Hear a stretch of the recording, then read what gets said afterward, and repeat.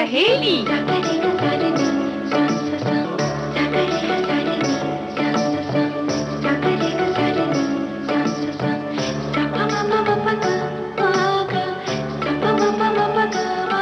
सखी सहेली।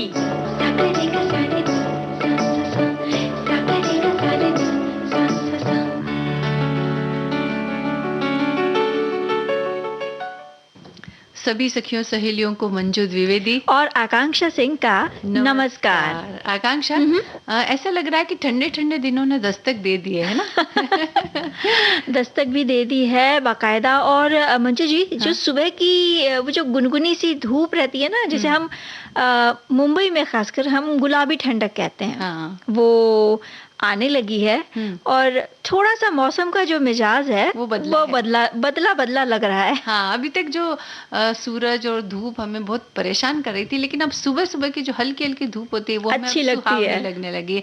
ऐसा लगता है कि जा करके बैठे। तो सूरज और धूप ये हमारे जीवन में कितना महत्व रखते हैं, इनका क्या महत्व है, ये एक विषय होगा आज हमारी बातचीत का। और इसके अलावा कुछ और भी विषय हैं। इसके अलावा दादी माँ के नुस्खे, उसमें हम लेकर आए हैं गिलोय और गिलोय के जो फायदे होते हैं, उसके बारे में थोड़ी चर्चा करेंगे। एक प्यारी सी बेल होती है ये। हाँ। तो इस बेल को आप कैसे लगाएं, किस तरह से इस्तेमाल करें, क्या क्या फायदे हैं, ये सब हम बात करेंगे। बिल्कुल। और इसके अलावा और कुछ विषय हैं, जिसमें एक विषय है कि बच्चों में शिष्टाचार उन्हें सिखाना चाहिए बच्चों को, और किस तरह से वो शिष्ट व्यवहार करें, इसका पाठ हमें घर से ही पढ़ाना होता है। तो ये भी एक विषय होगा। और शिष्टाचार से ही जुड़ी होती है हमारी भाषा। कहीं न कहीं जब हम कुछ बोलते हैं, कहते हैं ना कि जैसे ही कोई व्यक्ति अपनी जबान बोलने लगता है तो उसमें उसके संस्कार झलकते हैं। तो भाषा की जो ये मर्यादा है वो धीरे धीरे कितनी छूटती जा रही है, कितनी टूटती जा रही है, इस पे भी चर्चा होगी। बिल्कुल होगी, लेकिन सबसे पहले बच्चों में शिष्टाचार की हम बात करते हैं। देखिए, जब भी हमारे घर पे कोई आता है या हम किसी के घर पे आते हैं तो अक्सर हम देखते हैं कि बच्चे, कुछ घरों में ऐसा होता है कि बच्चे आते ही आपसे अभिवादन करेंगे, नमस्ते करेंगे, हेलो करेंगे, या फिर अगर बच्चे छोटे हैं और कोई बुजुर्ग आए हैं आपके घर में तो वो उनको प्रणाम करेंगे, तो मुस्कुरा के स्वागत करेंगे। मुस्कुरा कर स्वागत करेंगे। तो ये सब बातें हैं ना, झलक जाती है कि इस घर में शिष्टाचार को बहुत महत्व दिया जा रहा है। और इसी के विपरीत कोई ऐसी भी जगह होती है जहां हम जाते हैं, बच्चे ना तो आपको प्रणाम करेंगे, ना आपको नमस्कार करेंगे, ना उनको कोई लेना देना होगा कि कोई आया है, वो अपने आप में ही मस्त रहेंगे। या फिर कई हरकतें ऐसी भी करेंगे कि ऐसा लगे कि हमारे आने से इनको कुछ खास फर्क नहीं पड़ा। तो वहां भी शिष्टाचार कितना सिखाया गया है, वहां भी ये परिलक्षित होता है। बिल्कुल होता है। और एक ऐसा होता है ना मंजू जी, मतलब अगर घर में कोई मेहमान आ गया तो ये जो चित्र है अक्सर इन दिनों देखा जा रहा है, जो बहुत आम सी बात हो गई है कि घर में आया कोई मेहमान, घर के बड़े अभिवादन कर रहे हैं, लेकिन घर का जो बच्चा है वो कहीं ना कहीं अपने मोबाइल में, लैपटॉप में या किसी डिवाइस पर एकदम व्यस्त है। उसने नजरें उठाकर भी नहीं देखी कि घर में कौन आया है। जाकर मिलना चाहिए। नहीं, और इसके अलावा ये भी बात है कि जैसे घर में आकर के कोई मेहमान बैठे हुए हैं, आपस में दोनों परिवार बात कर रहे हैं, लेकिन बच्चा अपना मोबाइल उठाता है, या फिर मम्मी का, पापा का, जिसका भी मोबाइल उठाता है और उस पर जोर जोर से या तो कोई वीडियो देख रहा होता है या म्यूजिक सुन रहा होता है। उसको इस बात से कोई लेना देना नहीं। यहाँ तक कि माता पिता भी बच्चे को नहीं कहते हैं कि अभी बड़े लोग बात कर रहे हैं, आप इसे बंद कर दीजिए या फिर दूसरे कमरे में जाकर के बैठिए। लेकिन जब तक माँ बाप बच्चों को ये बात सिखाएंगे नहीं, उन्हें बताएंगे नहीं कि ये गलत है, तब तक बच्चे नहीं सीख पाएंगे। बिल्कुल। शिष्टाचार का जो पाठ है वो घर से ही इसकी शुरुआत होनी चाहिए। और कहीं ना कहीं मंजू जी, बच्चे जो सीखते हैं वो बड़ों को देखकर ही सीखते हैं। अगर बड़े उन चीजों को अपनाते हैं, अपने बुजुर्गों का सम्मान करते हैं या उन्हें समय देते हैं, उनके पास बैठकर बोलते बतियाते हैं, तो बच्चे भी चाहेंगे कि अपने घर के जो बुजुर्ग हैं, भले वो दादा दादी हो, नाना नानी हो या कोई भी व्यक्ति हो, उनके साथ बैठकर बोलेंगे, बतियाएंगे, कुछ अपनी बातें बताएंगे, कुछ उनके अनुभव सुनेंगे, उनका सम्मान करना जी। सीखेंगे। और बुजुर्गों को कई बार हमारी मदद की बहुत आवश्यकता होती है, जैसे खान पान की बात हो गई, या हाथ पकड़ के कहीं तक जाना है अगर वो चल नहीं पाते हैं, या उनका बिस्तर ठीक करना है। तो ये छोटी छोटी बातें हैं, अगर बच्चों को सिखा दी जाए कि हमें बुजुर्गों की मदद करनी चाहिए, तो वो इन छोटी छोटी बातों में उनकी मदद कर सकते हैं। और बच्चे जब बुजुर्गों से प्यार से बात करेंगे तो उनसे वो कई बातें सीखेंगे भी, और बुजुर्गों का भी मन लगा रहेगा, उन्हें भी लगेगा कि हाँ, हमारी आने वाली पीढ़ी हमारा सम्मान करती है। बिल्कुल। और शिष्टाचार एक घुट्टी तो है नहीं कि बस चम्मच में निकाली और बच्चों को पिला दी। ये धीरे धीरे धीरे सिखाई जाने वाली चीज है, और कहीं ना कहीं इसकी जो नींव है वो बचपन से ही बच्चों में डाली जानी चाहिए। तो ये तो बात होगी कि कोई हमारे घर आए या हमारे घर में किस तरह का माहौल हो। कई बार हम दूसरों के घरों में जाते हैं और वहां जाकर के हम देखते हैं कि अक्सर घर में प्रवेश करते ही बच्चे की नजर इधर उधर दौड़ने लगती है, और कौन सी चीज को हाथ लगाऊं, कौन सी चीज को ले लूं, किस चीज को पटक दूं। और ऐसा होता है कि वो उस दूसरे घर में जाते हैं, उन लोगों ने अपने घर की चीजों को बड़े ही करीने से सजाया होता है, बड़े सहेज कर रखा होता है, और 2 पल में एक कोई दूसरा व्यक्ति या कोई दूसरा बच्चा आता है और उन चीजों को तोड़ फोड़ करके चला जाता है। तो सोचिए उन घर के उन लोगों के मन में क्या बात आएगी। एक तो वो दुखी होंगे कि जिन चीजों को हमने सहेज कर रखा है वो नष्ट हो गई, और दूसरी ये कि उस परिवार के प्रति भी उसके मन में ये भाव जरूर आएंगे कि अरे बच्चों को कुछ सिखाते नहीं है क्या ये। बिल्कुल सही बात है। और कई बार ऐसा भी होता है कि किसी दूसरे के घर बच्चा गया है तो वो जिद कर बैठता है, किसी चीज कोई चीज अगर उसे अच्छी लगी तो वो जिद करने लगता है कि भाई इसे तो हम साथ में लेकर जाएंगे। तो ये भी एक सिखाने वाली बात है कि जब भी आप किसी दूसरे के घर जाएं, जैसा कि आपने कहा कि चीजों को हाथ न लगाएं, और कुछ देखना भी है या कुछ चीज चाहिए भी तो उसे बड़ों से पूछ कर लें या पूछ कर देखें। और एक बात और भी है कि बच्चे जब किसी और को घर में आते हुए देखते हैं या किसी के घर जाते हैं तो वहां जाते ही चॉकलेट, बिस्किट या इस तरह की किसी खाने वाली चीजों की डिमांड करने लगते हैं, बोलने लगते हैं हमें ये चाहिए, और इतने जिद करते हैं कि जिनके घर गए हैं या जो मेहमान बन के आए हैं वो उठ करके जाते हैं, दुकान पर जाते हैं और कोई ना कोई खाने की चीज उसे जरूर दिला करके लाते हैं। तो ये भी शिष्टाचार के बहुत खिलाफ ये बात हो जाती है। तो ये बातें भी हमें बच्चों को सिखानी चाहिए। बिल्कुल। और साथ ही साथ हमें ये भी सिखाना चाहिए बच्चों को कि अपने घर की जो कुछ बातें होती हैं वो अगर बाहर जाएं तो उनके सामने ना करें। साथ ही अगर 2 बड़े आपस में बात कर रहे हैं तो बीच में ना बोलें या वहां बैठकर बड़ों की बातें ना सुने। हाँ, और बच्चों के जैसा ही व्यवहार करें तो ठीक है, वो बड़े के जैसा व्यवहार जब करने लग जाते हैं तो बड़े हास्यास्पद स्थिति बन जाती है। तो ये सारी बातें जो है ये बच्चों को सिखा दी जाए, शिष्टाचार का पाठ पढ़ा दिया जाए तो ऐसी नौबत नहीं आएगी।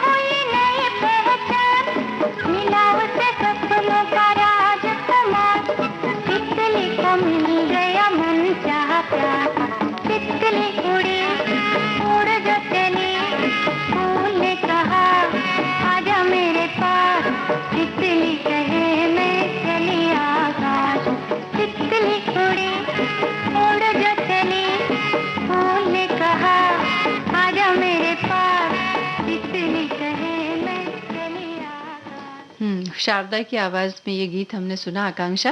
और गीत सुनने से पहले हम बच्चों में शिष्टाचार की बात कर रहे थे, तो उसी से संबंधित कई बातें हमारे संदेश आए हैं। जी भेजे हैं।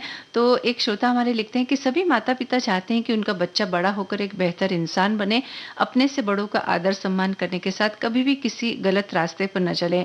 बच्चा शिष्टाचार घर से ही सीखता है, बड़े का अनुकरण ही बच्चों के व्यवहार और वर्तन में दिखाई देता है। इसलिए खुद अपना व्यवहार सही करें, बच्चों को समय पालन, अनुशासन, ईमानदारी, नैतिकता जैसे गुण से अवगत कर उसी गुण से आगे बढ़ने पर जोर दिया जाना चाहिए। बिल्कुल। और कुछ इसी तरह की बातें हमारी एक सखी कह रही हैं कि जीवन में शिष्टाचार का क्या महत्व है। इसके लिए तो यही कहना पर्याप्त है कि शिष्टाचार है तो जीवन है, अन्यथा नहीं। व्यक्ति के व्यक्तित्व की पहचान भी शिष्टाचार से होती है, बाहरी रंग रूप से नहीं। शिष्टाचार के आलोक के बिना ज्ञान का पथ भी दिखाई नहीं देता। जब मनुष्य के जीवन में शिष्टाचार का प्रवेश हो जाता है तो उसके जीवन का मूल्य भी बढ़ जाता है और आयु भी। हाँ, और एक हमारे श्रोता ये भी लिखते हैं कि बच्चों में शिष्टाचार, बच्चे मिट्टी के घड़े होते हैं, जितना अच्छा घड़ा उतने अच्छे बनते हैं। अगर सही और सुसंस्कार अगर हम उन्हें सिखाएं तो वो एक अच्छे नागरिक बन सकते हैं। इसके लिए खुद माँ बाप को ध्यान देना होता है, उनके सामने बुरे शब्द, झूठ बोलना, चोरी, बुरी आदतें, इन सब से दूर। ये अच्छे गुण नहीं है और बच्चे तो घड़ेंगे ही, इसमें मतलब जैसा हम करेंगे वैसा घड़ेंगे ही, इसमें कोई शंका की बात ही नहीं है। बिल्कुल, बच्चों को अच्छे संस्कार सिखाने चाहिए ताकि वे अपना जीवन और भविष्य दोनों सुधार सकें और एक अच्छे नागरिक बन सकें। जिन बच्चों को अच्छे संस्कार मिले हैं उनका जीवन अच्छा होता है, पर कुछ बच्चों में शिक्षा और अच्छे संस्कार नहीं मिलने के कारण उनका वर्तमान और भविष्य दोनों अंधकार में होता है। वैसे किसी को अच्छी शिक्षा देने का हम सभी का दायित्व है। तो माता पिता का ये एक नैतिक जिम्मेदारी बनती है कि बच्चों को बचपन से ही शिष्टाचार सिखाएं। बिल्कुल।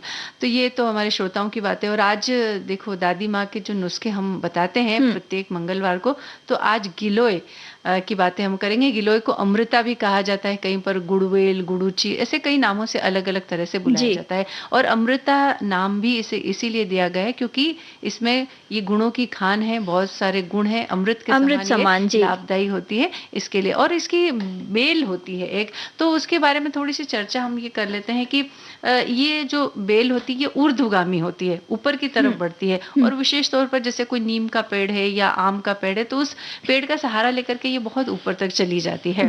तो ये नीचे नहीं बढ़ती, ऊपर बढ़ती है। और दूसरी बात, इसके जो पत्ते होते हैं वो जो पान होता है ना, बिल्कुल पान के आकार के होते हैं, लेकिन थोड़े मिलते जुलते होते हैं, लेकिन उससे थोड़े से आकार में बहुत कहते हैं ना 19-20 का फर्क होता है, लेकिन बड़े होते हैं।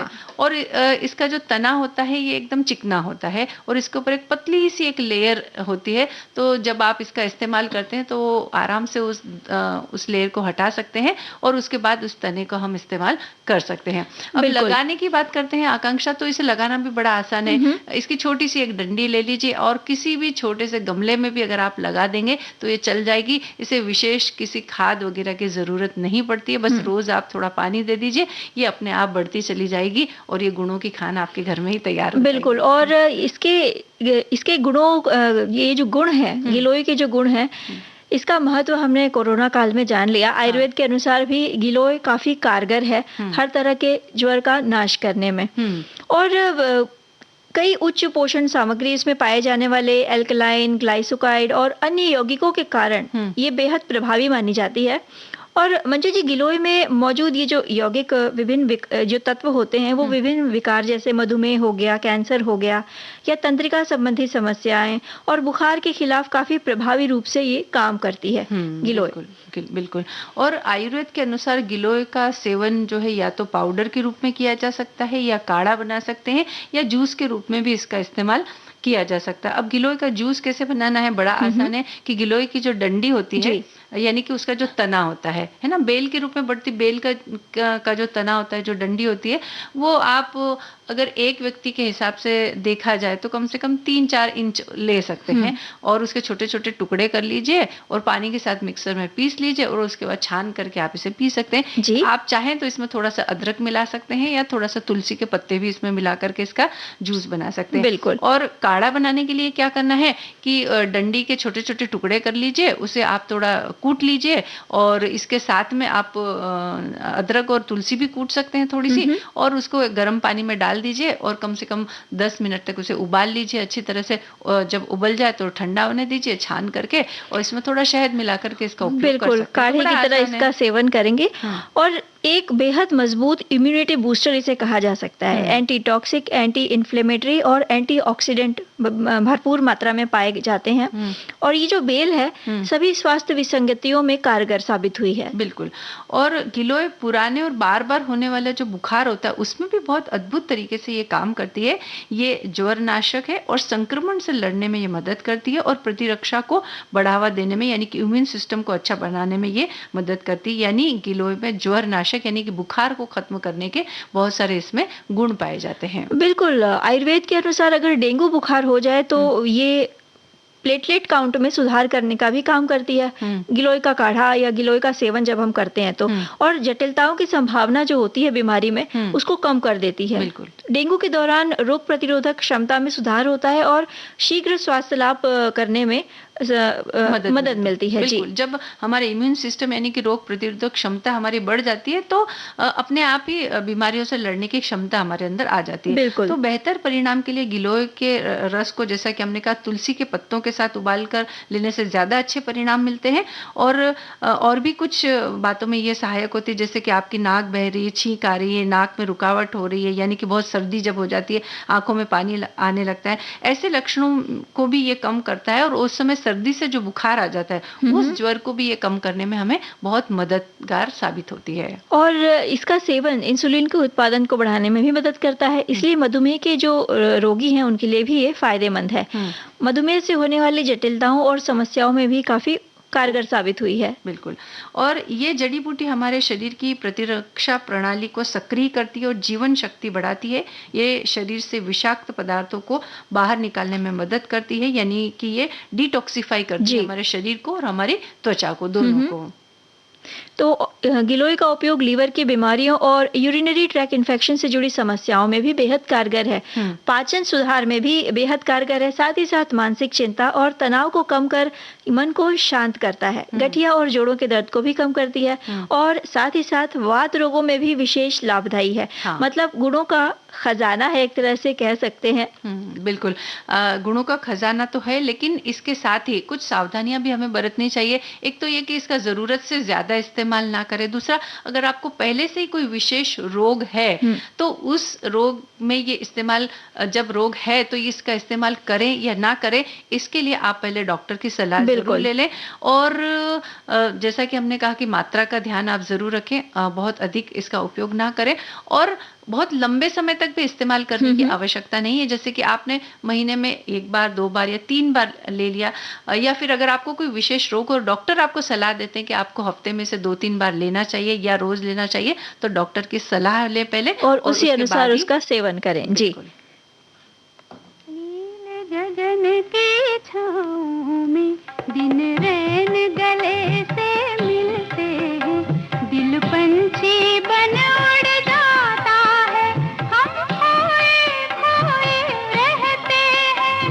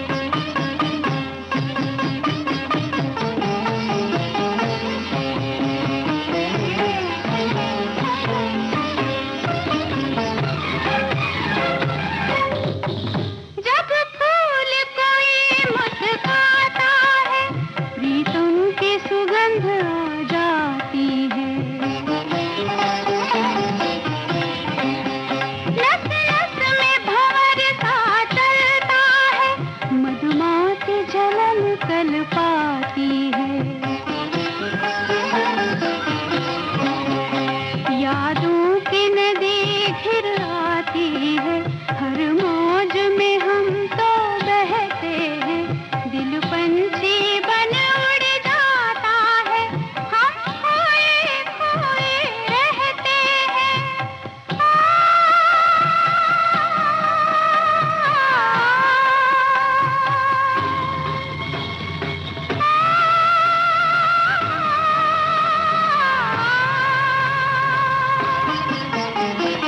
नील गगन की छाँव में दिन रैन गले से मिलते हैं। दिल पंछी बन उड़ जाता है, हम खोए खोए रहते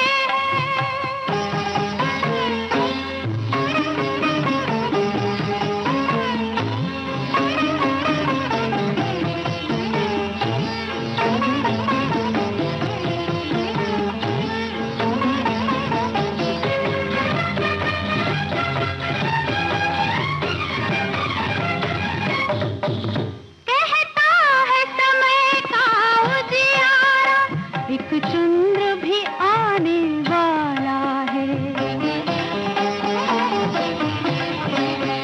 इन जोत की प्यासी अखियन को अखियों से पिलाने वाला है। जब पात हवा से बजते हैं, हम चौंक के राहें तकते हैं। दिल पंछी बन उड़ जाता है, हम खोए खोए रहते हैं।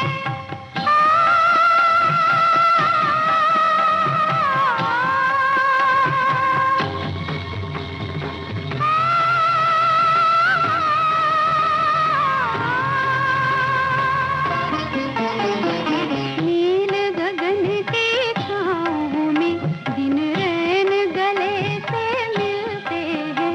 दिल पंछी बन उड़ जाता है, हम खोए खोए।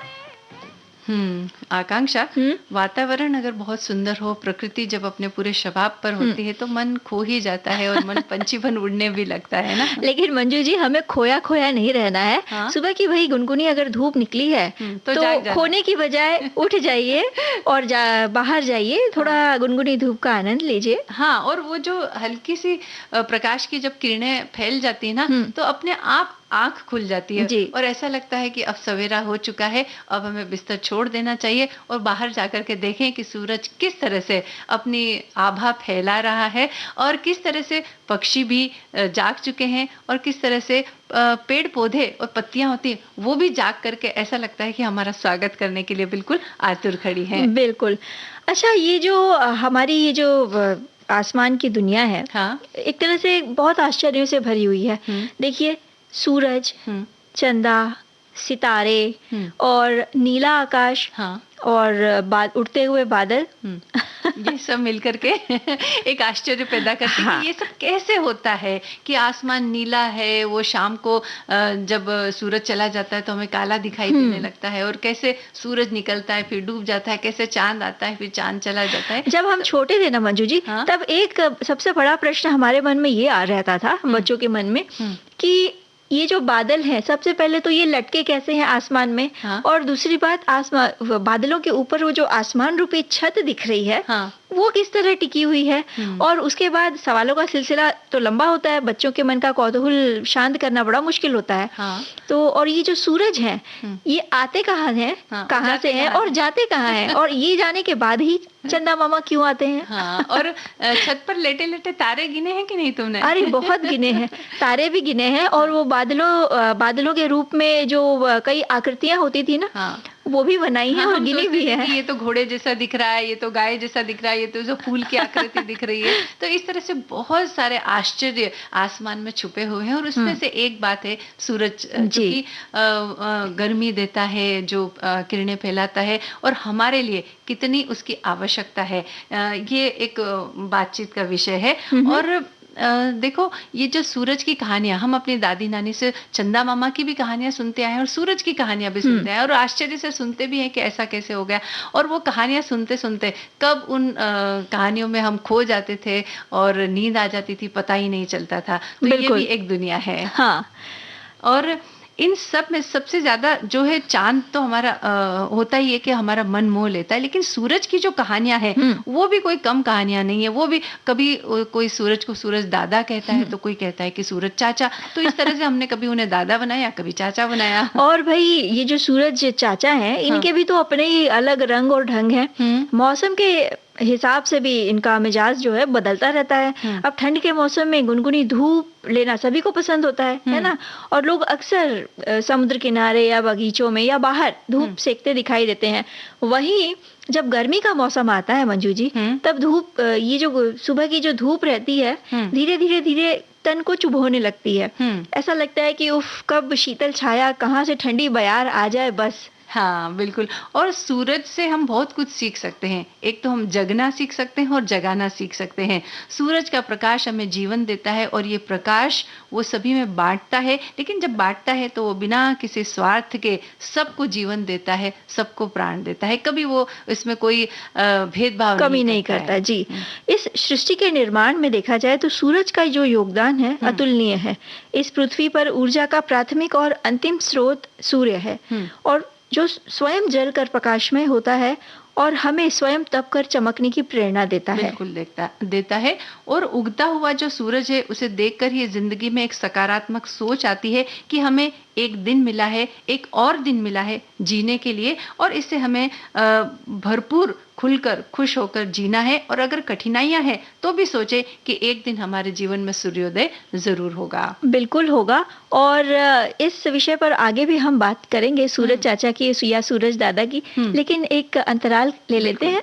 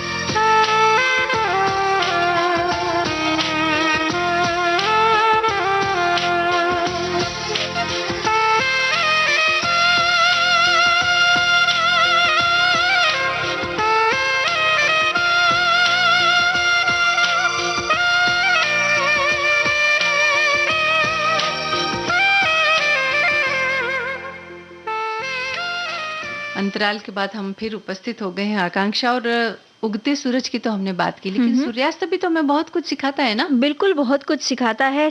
ये दर्शाता है कि हर चीज का अंत अवश्य होता है ताकि एक नई शुरुआत हो सके। हाँ, और अंत होता है तो हमें उससे दुखी नहीं होना चाहिए, क्योंकि जिस चीज का अंत होता है उसी का फिर से एक नया शुभारंभ भी होता है, उदय भी होता है जी। तो इसके लिए सूरज, हम उगता हुआ सूरज भी हमें संदेश देता है और सूर्यास्त भी हमें बहुत कुछ संदेश देकर जाता है। और अब हमारा संदेश ये है कि ये गीत सुन ले।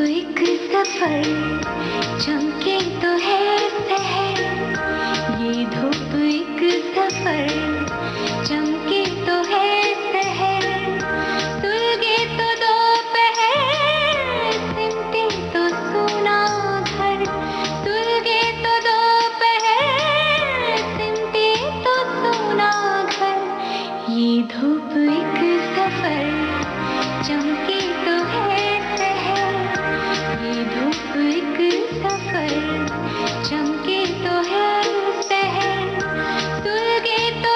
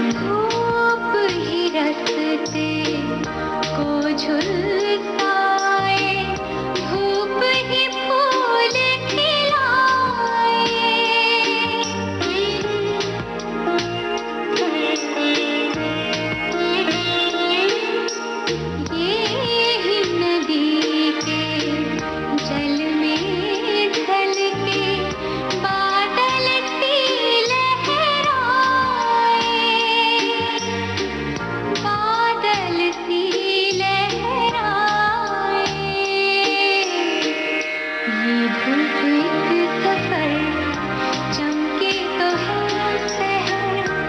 ये धूप एक सफर, चमके तो है शहर। सुलगे तो दोपहर, सिमटे तो सूना घर। सुलगे तो दोपहर, सिमटे तो सूना घर। ये धूप एक सफर।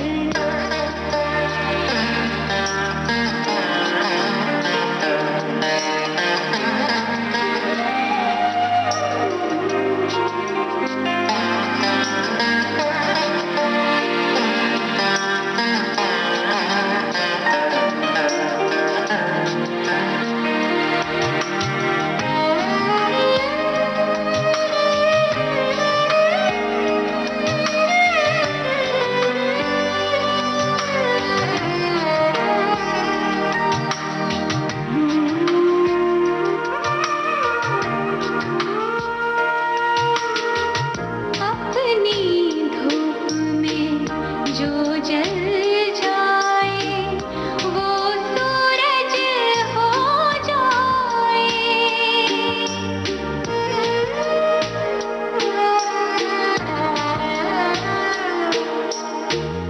वो क्या जाने धूप की कीमत, जो थक कर सो जाए। जो थक कर सो जाए। ये धूप एक सफर, चमके तो है शहर। ये धूप एक सफर, चमके तो है शहर। सुलगे तो दोपहर, सिमटे तो सूना घर। सुलगे तो दोपहर, सिमटे तो सूना घर। तो कितना खूबसूरत होता है सूर्य का निकलना और सूर्य का अस्त होना। और वैसे सूर्य अन्नदाता भी है और जीवन दाता भी है, सभी का जीवन उन्हीं की देन है। इसीलिए संस्कृत में उनका एक नाम मित्र भी है। सूर्य परोपकारी है और मानवता के लिए वरदान भी है। बिल्कुल, ये जो सूर्य है हमारी प्रकृति के लिए एक उपहार है। इनके बिना जीवन असंभव है। ये प्रकृति को हरियाली देते हैं, जिससे हमें भोजन मिलता है, यानी सभी जीव जंतुओं को भोजन मिलता है, और भोजन मिलता है तभी हम सबको जीवन भी मिलता है। तो ऐसे सूरज चाचा को हम सभी का सलाम। बिल्कुल। और सूरज के ऊपर एक कविता की चंद पंक्तियां इस वक्त मुझे याद आ रही है। आकांक्षा के पूरब से लेकर रवि लाली, रोज सवेरे है आते, फैला कर उजियाला अपना, आए है जग को रोशन कर जाते। देते नवजीवन पौधों को, धरती को देते हरियाली, खिलाकर नव कुसुमों को महकाते वो डाली डाली। पंखों में डालकर जीवन, खग को देते नई उड़ान, करते हैं अपनी आभा से नव जीवन का नवल विहान। क्या बात है। सूरज के निकलते ही चारों ओर प्रकाश फैल जाता है, साथ ही इसकी किरणों में जो ताप है वो हमारे लिए बहुत फायदेमंद भी होती हैं, जिसे हम कहते हैं धूप। तो सूरज जब आते हैं तो वो अकेले नहीं आते, उनके साथ उनकी सगी धूप भी होती है। और इस धूप को हमारे लिए क्या मायने हैं, क्या फायदे हैं, इस विषय पर हम बात करेंगे, लेकिन एक गीत पहले सुनते हैं।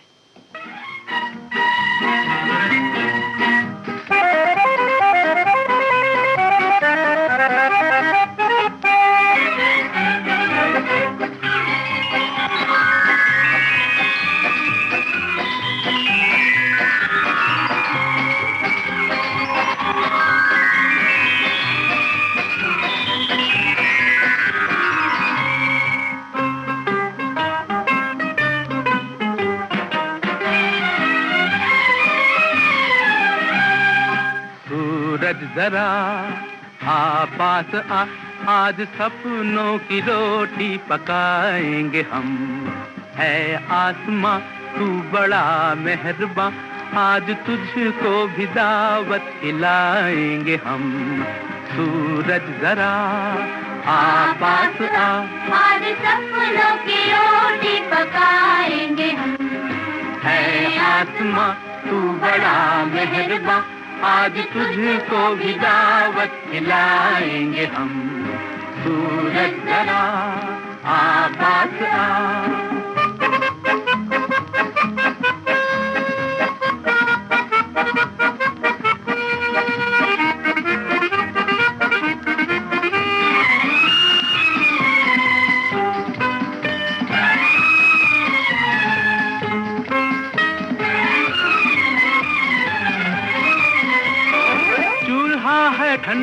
पड़ा और पेट में आग है।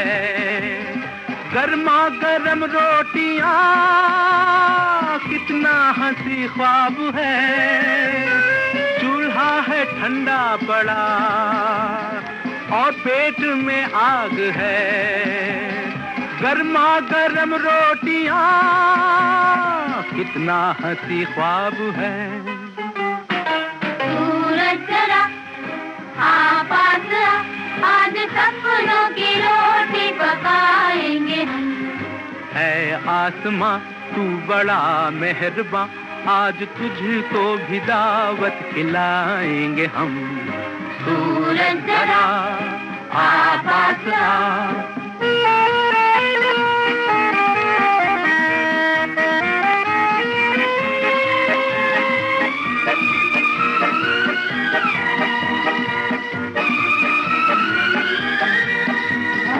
आलू टमाटर का साग, इमली की चटनी बने, रोटी करारी सीखे, घी उस पे असली लगे।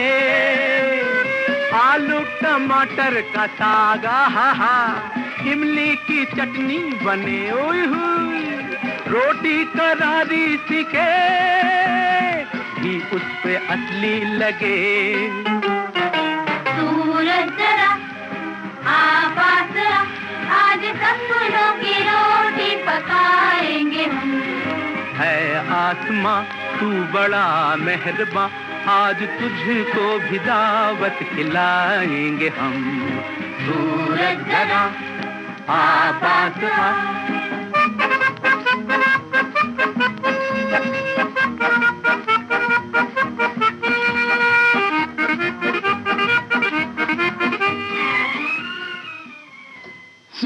मंजू जी, सूरज चाचा को हम रोटी तो नहीं खिला सकते, लेकिन वो हमें विटामिन धूप के रूप में विटामिन डी भरपूर मात्रा में। हाँ देखिए, हम धूप की बात कर रहे थे कि धूप का हमारे जीवन में क्या महत्व होता है और क्यों ये जरूरी है। तो अन्य पोषक तत्वों की तरह ही सेहत के लिए विटामिन डी की भी बहुत जरूरत होती है।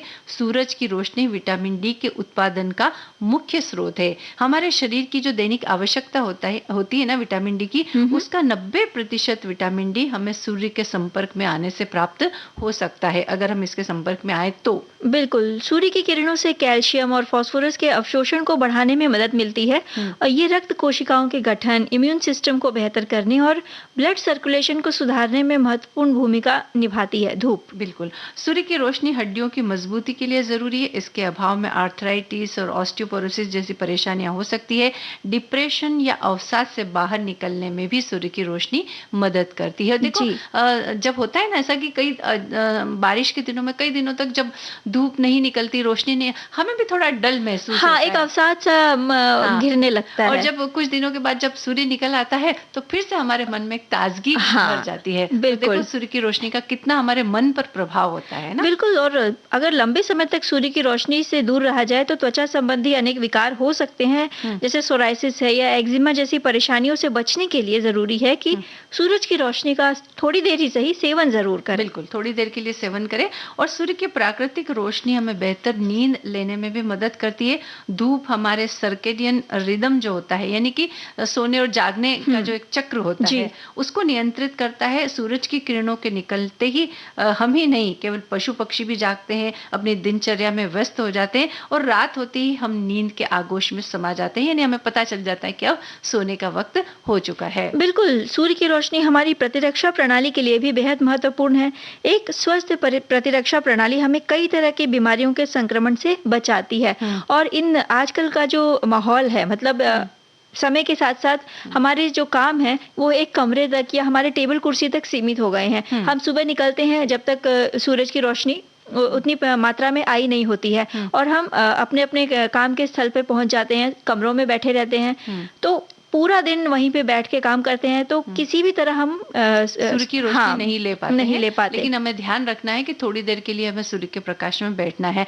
और यहाँ हम ये भी बोलना चाहेंगे कि सूर्य और चंद्रमा का इतना महत्व होता है, हमारी संस्कृति में ही सूर्य को कितना महत्व दिया गया। अभी अभी देखो हमने छठ पूजा का पर्व जी। मनाया, जो भी सूर्य की उपासना का पर्व है, और जनवरी महीने में हम मकर संक्रांति का पर्व मनाते हैं, तो वो भी हमें सूर्य की उपासना करना सिखाता है। और सुबह सुबह हम सूर्य को जल चढ़ाते हैं, ये भी हमारी संस्कृति में शामिल है। यहाँ तक कि जब हम व्यायाम करते हैं तो वहाँ भी एक सूर्य नमस्कार नाम से एक व्यायाम होता है, तो वो भी मजबूती हमें प्रदान करता है। तो इस तरह से सूर्य का हमारे जीवन में बहुत महत्व है, और इसीलिए हम अपने बच्चों को भी कहते हैं कि सूरज है तू मेरा चंदा, यानी उपमा देते हैं उन्हें कि हमारे बच्चे भी सूरज और चांद की तरह चमके। चंदा है तू मेरा सूरज है तू, ओ मेरी आँखों का तारा है तू।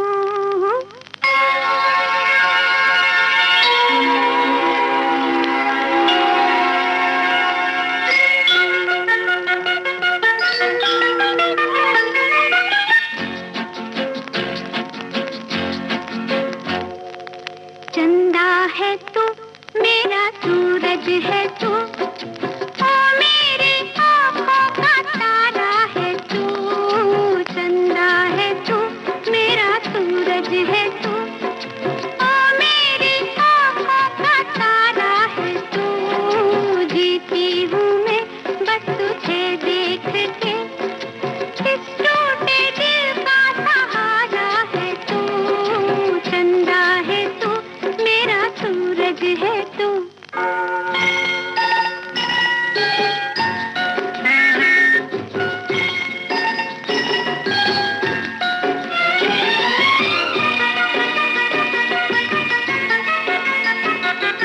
तू खेले खेल गई मेरा खिलौना है तू।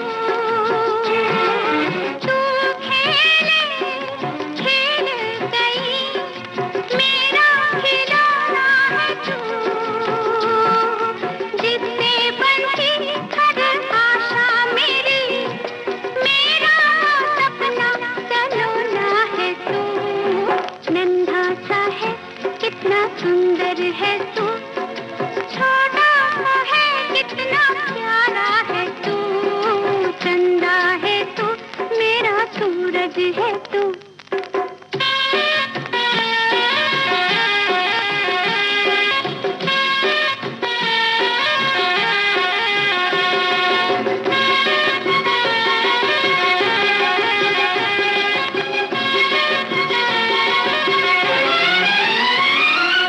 मुन्ने तू खुश है बड़ा, तेरे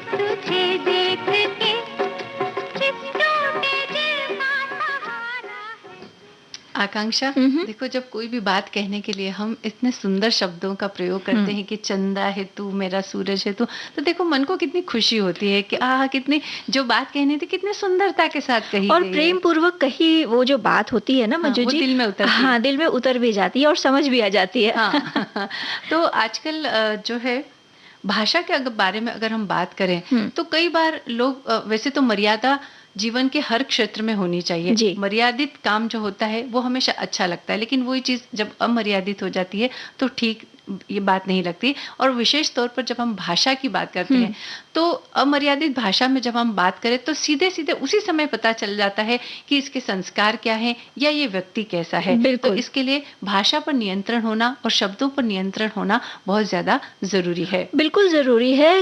कई लोगों को ऐसा लगता है कि अगर हम चिल्लाकर या कुछ अपशब्दों का प्रयोग करके अपनी बात कहेंगे तो सामने वाले पे वो प्रभाव छोड़ेगी या उसे जल्दी समझ में आएगा या ज्यादा असर करेगी और वो डर मेरी बात और मेरी बात मान ली जाएगी। लेकिन ऐसा है नहीं। उनके जो शब्द मुंह से निकलते हैं तो कहीं ना कहीं वो सामने वाले व्यक्ति पे एक नकारात्मक परिणाम डालते हैं। बिल्कुल। और इसी विषय में हमारे एक श्रोता ये बात लिखते हैं कि जीवन में भाषा का महत्वपूर्ण स्थान है, पर ऐसे पल भी आते हैं जब शब्दों की सीमाएं समाप्त हो जाती दिखाई पड़ती है। अप्रिय शब्दों का प्रयोग बढ़ा है, इसलिए शब्दों पर नियंत्रण आज कहीं अधिक आवश्यक हो गया है। इसके अलावा एक श्रोता ये भी लिखते हैं कि भाषा में मर्यादा की अब कोई सीमा रेखा नहीं रहेगी। आम बोलचाल से लेकर सोशल मीडिया तक कई जगह पर जो है भाषा अमर्यादित हो गई, साहित्यों में भी देखा गया है। और इसके साथ साथ ये भी लिखा है कि छोटे भी अब ऐसे शब्दों का इस्तेमाल करने लग गए हैं। आजकल तो बच्चों की जुबान पर भी ऐसे शब्दों का कब्जा है जो कि अमर्यादित है, और अगर लोग इसे समाज और पीढ़ी में हो रहे एक सामान्य बदलाव की तरह देख रहे हैं तो ये हम बहुत बड़ी भूल कर रहे हैं। ऐसा हमें नहीं करना है। तो ये बात है, तो इसके लिए हमें भाषा पर पूर्णतः नियंत्रण रखना है। अगर आपको गुस्सा भी आए, कई बार क्या होता है गुस्से में जब वो बोलता है तो उसे लगता है कि गुस्से में तो ऐसा हो ही जाता है, लेकिन ऐसी बात नहीं है। गुस्से में भी आपको अपनी भाषा पर, अपने शब्दों पर पूर्णतया नियंत्रण करना बहुत जरूरी है। इसके अलावा जो कॉलेज जाते हैं बच्चे, स्कूल जाते हैं, वहां भी वो अपने साथियों से बात करते हैं तो इतने अनियंत्रित तरीके से बात करते हैं और उन्हें लगता है कि ये तो आधुनिकता है, या यूं लगता है उन्हें कि भाई दोस्तों में, मित्रों में तो इस तरह की भाषा आम है और ऐसा बात करने से कुछ बिगड़ता नहीं है। लेकिन जब हम दोस्तों मित्रों से भी इस तरह से बात करते हैं तो वही बात हमारे अंदर घर करती चली जाती है और फिर हम ये भूल जाते हैं कि हम किससे बात कर रहे हैं। और दूसरों से, जब बड़ों से बात करते हैं या अपने अध्यापक से बात करते हैं, तब भी हम उसी तरह के शब्दों का इस्तेमाल करते हुए बात करते हैं, जो कि ठीक बात नहीं है। बिल्कुल, कहीं ना कहीं हमें खुद पता नहीं चलता कि हमने कितनी मर्यादा लांघी है। और मंजू जी, जब इस तरह के जो अपशब्द होते हैं या जो अनियंत्रित भाषा होती है वो कहीं ना कहीं अगर घर के बच्चे सुन रहे होते हैं तो वो भी सीख रहे होते हैं और उन्हें लगता है कि ये तो बड़ी आम सी बात है, हमें इसी तरीके से बातचीत करनी है, इसी भाषा का प्रयोग करना है, चाहे सामने कोई भी हो, छोटा हो या बड़ा हो। और जब यही बच्चा धीरे धीरे बड़ा होता है, समाज में आता है, तो उस बच्चे के लिए तो ये एक आम सी बात है, लेकिन दूसरों के लिए ये कहीं ना कहीं एक मर्यादा का उल्लंघन हो सकता है। और अब इस तरह के शब्दों का उपयोग करना, अशोभनीय शब्दों का उपयोग करना कई बार आधुनिकता की निशानी भी समझा जाता है कि भाई हम आधुनिक हैं, हम मॉडर्न हैं और उसमें तो ये सब चलता है, यहाँ ऐसी कोई बात नहीं। इस तरह के विचार उनके होते हैं। लेकिन चाहे आधुनिकता कितनी भी आ जाए, लेकिन अशोभनीय शब्दों का प्रयोग हमेशा ही वर्जित रहा है और ये हमेशा ही ठीक नहीं लगता है। इसके लिए आप इसे आधुनिकता की परिभाषा ना बनाएं। जी, और ऐसे ही मिलते जुलते विचार हमारे श्रोता हमसे साझा कर रहे हैं कि हम सबसे पहले अच्छी तरह भाषा का अभ्यास करने की बात करते हैं। अच्छा वाचन भी हो, पाठ्य पुस्तकों और अखबार के सिवा। पुस्तक वाचन से भाषा में निखार आता है। विवेकपूर्ण शब्दों का चयन करने से जीभ के द्वारा बोला गया वाक्य किसी को अपमानजनक स्थिति में नहीं लाता। जो जी में आए वो सटाक से बोलना बुद्धिमानी नहीं है। बोलने में सटीक मर्यादा में रहना ही समझदारी है। बिल्कुल। और अब अगर सोचा जाए तो इसका समाधान क्या है, तो देखिए जैसा हम पहले भी बता चुके हैं कि बच्चा जो है अपने जीवन का पहला पाठ अपने घर से ही पढ़ता है और उसके बाद में जब वो स्कूल जाता है, तो अगर घर में भी अगर इस तरह की भाषा का इस्तेमाल हो रहा है तो उसे रोकना अनिवार्य है। क्योंकि बच्चा अगर सुनेगा तो वो बोलेगा भी, और ये बात आगे से आगे बढ़ती चली जाती है। तो सबसे पहली बात तो घर में बड़े ही इस तरह की भाषा का या इस तरह के शब्दों का उपयोग ना करें जिससे मर्यादा का उल्लंघन हो। बिल्कुल। और दूसरी बात, जब वो स्कूल में जाता है तो स्कूल में भी वातावरण उसे ऐसा मिलना जरूरी है कि वहाँ इस तरह के शब्दों का उपयोग ना हो रहा हो। अध्यापक ऐसी बात कोई सिखाता ही नहीं है, लेकिन बच्चे जब एक घर में ऐसा होता है तो एक बच्चा बोलता है तो उसी से दूसरा बच्चा भी सीखने लगते हैं, बोलने लगता है। तो इसलिए सभी को ये बात ध्यान रखना बहुत जरूरी है कि घर में मर्यादित भाषा का उपयोग हो। बिल्कुल। और किसी चीज को शुरू होते ही अगर टोका जाए, उसे रोका जाए, तो वो बात आगे बढ़ती ही नहीं है। अगर आप देख रहे हैं कोई व्यक्ति या कोई बच्चा अमर्यादित भाषा सीख रहा है या उसका उपयोग कर रहा है या सामने वाले से बात कर रहा है, तो उसे उसी समय टोकना बेहद जरूरी है। हाँ। अगर उसी समय टोक दिया जाएगा तो सामने वाले व्यक्ति को या बच्चे को अपनी गलती का एहसास होगा कि ये बात सही नहीं है। और जब माता पिता उसे बताएं पहली बार जब वो गलती कर रहा है या इस तरह की भाषा का उपयोग कर रहा है, तो जब वो बताएं तो उसे प्यार से बताएं कि ये भाषा ठीक नहीं है और ये क्या क्या हमें इससे नुकसान हो सकते हैं और ये दूसरों के ऊपर क्या क्या प्रभाव हमारा डाल सकती है। इन बातों को अगर बताया जाए प्यार से तो बच्चा समझ भी लेगा कि अच्छा ये सब गलत है, ये हमें नहीं बोलना है। तो इस तरह से इसका समाधान किया जा सकता है। हम सब प्रेम की भाषा बोलें, अच्छी भाषा बोलें और ऐसे शब्दों का उपयोग करें जो दूसरों के मन को खुश भा जाए।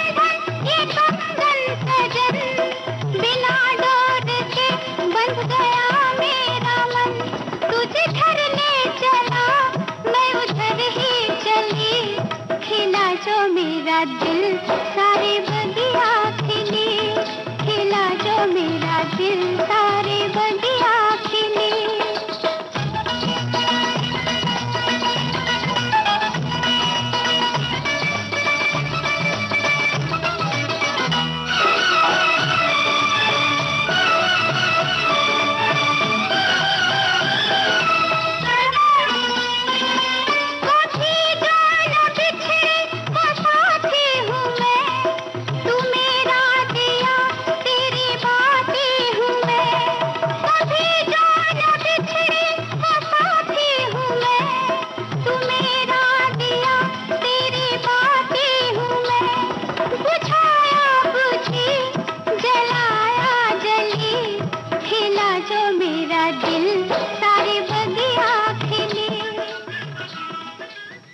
हिमालय की गोद में इस फिल्म का ये गाना हमने सुना और आप प्रकृति का आनंद ले, धूप का आनंद ले। और इसी बात के साथ आज के कार्यक्रम का समापन करते हैं। सभी को मंजू द्विवेदी और आकांक्षा सिंह का नमस्कार।